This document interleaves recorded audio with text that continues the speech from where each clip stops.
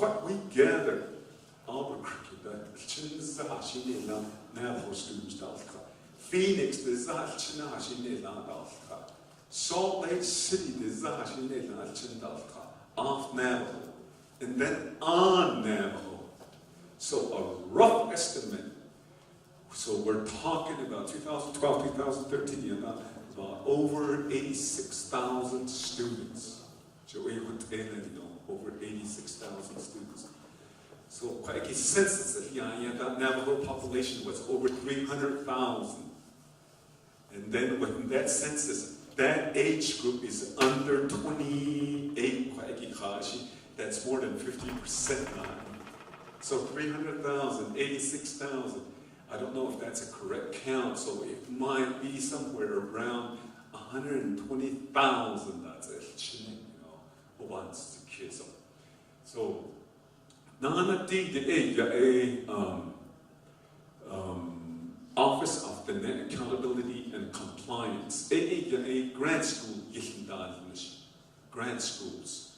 So, every 3 years, every 2 years, every other year, they bring a big binder. This binder composes of their school tour policy, the HR policy, the finance, the education plan, the background check, and then the Board of Education and this office, they look through that. Oh, do you know what? Here, go ahead, run your school. Don't do it. Or, there's a bench audit finding. This audit right here. There's you hard she chose and then on those, for the schools that are doing good, they're given 4 years to operate without that reauthorization. Although the schools that are questionable, they're given about 1 year to come back. So, one year, about 2 years ago, the newspaper released about a month ago, Office of Governmental Accountability. They one school, the bands of cyber so don't they hard was she torn now basically no. So it became public news. Oh, but these we were there, to say that so these are some issues like that, to even that feasibility study that I was talking about. And then there's some schools that out of 100 students, only 4 students are proficient. 4, yeah, that's what the student data says. Come on, so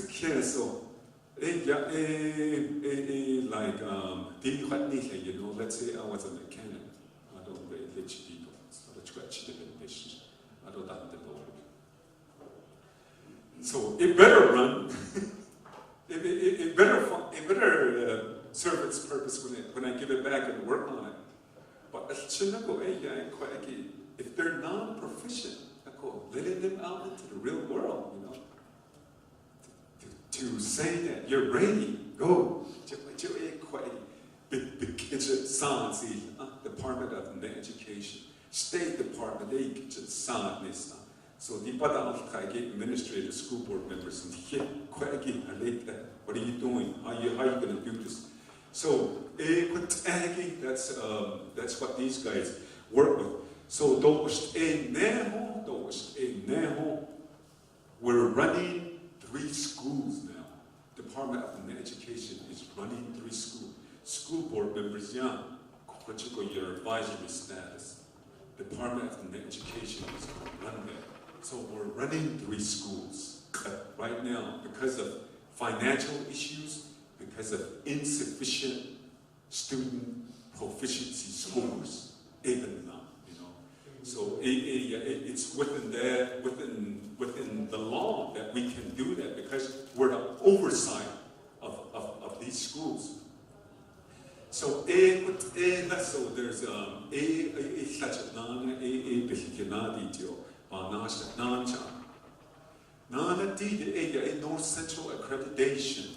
So they look at, they come into your school, they come, North Central accreditation comes into the schools, and they go to the English department, and they ask them questions. They ask them questions about the administrators. They ask them questions about the students. They're finding, they write it up, and then they bring the students in, and they ask those students questions about their teachers, about the program, about the curriculum, about the administration, about the sports program.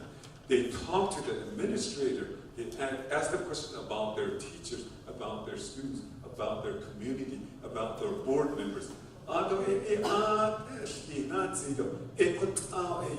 whole school,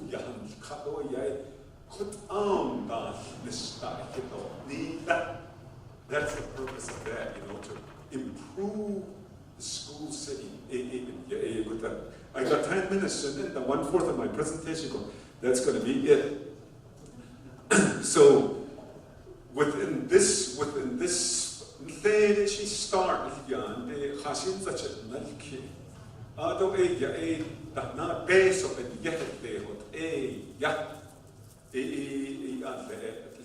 So what we did this year is 5 content standards. Language standards, cultural standards, history standards, government standards, and character standards. We've been training teachers across the Navajo Nation. Public school teachers are very interested in this. Schools, grad schools, and then there's a certain window to this. We're not, and then let me remind you again, we're not pushing this. The Navajo Sovereignty Education Act of 2000, that's the one that's pushing this. So schools, teachers, they're the one that composed these standards. So we've been getting out there and training teachers. The last one,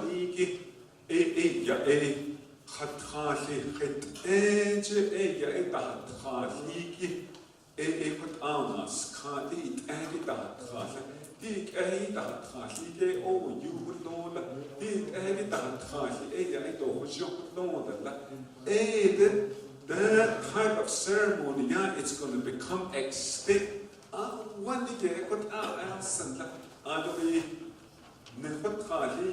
This is your status of ceremony that you have. Is somebody learning from you? Are you training somebody?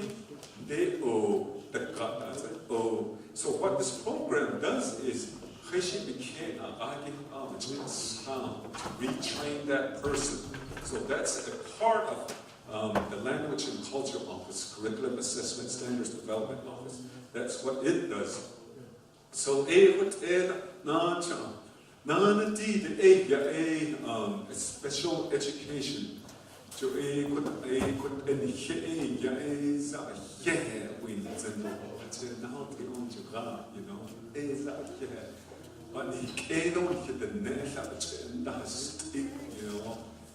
this Trevor Road Horse, this is her program, to develop cases to help individuals with disability, to sit them so that they can be self-sufficient. So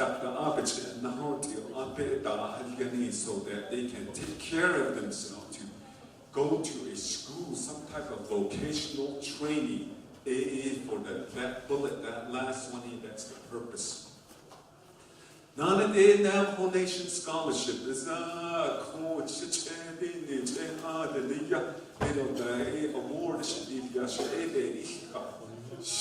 I'm a product of Navajo Nation Scholarship.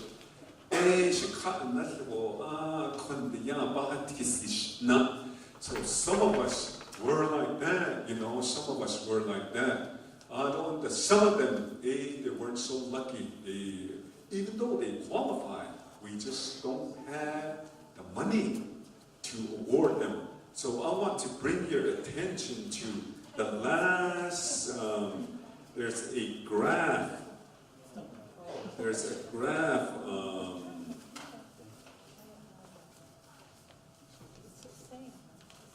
I want R to review this graph. 1 minute. So D, the Navajo Nation Scholarship, Rose Nahan, and yes, she's going to share these two graphs with you. D, this graph. It's on page 22. She's going to overview that graph. Those graphs.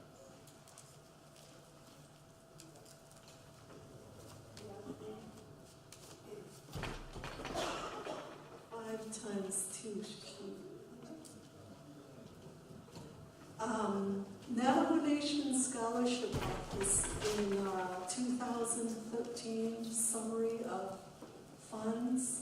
Just to give you an idea about our funding sources, the majority is federal funds, 66%, and Navajo Nation funds, general funds.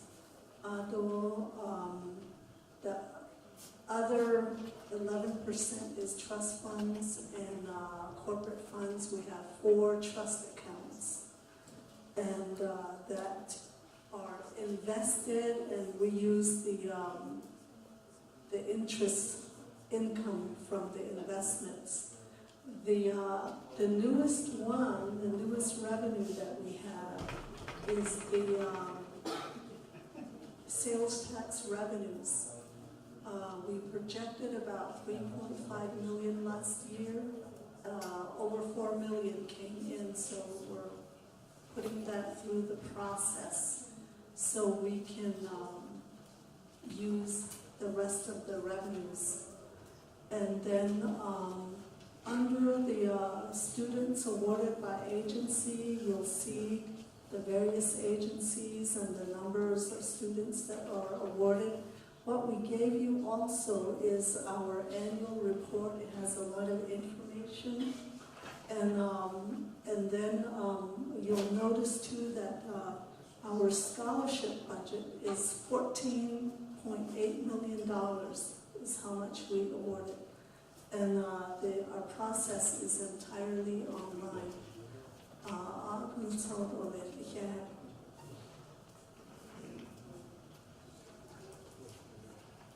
We have, there were some numbers that we have. Remediation. These high school students, they graduate, even though they pass that test, but when they get to college, they take that entrance test. So remediation is pretty high. We spent about over 1.5 million on remediation. So what are you doing about that? A superintendent or stand up need, all these superintendent or stand up need. There's a situation right here, these students, how well they're prepared. This is how much money we're spending on remediation. That's what they said. So then they said that, well, the higher institution, we're concerned about the higher institution, how they are training the teachers. So sometimes it does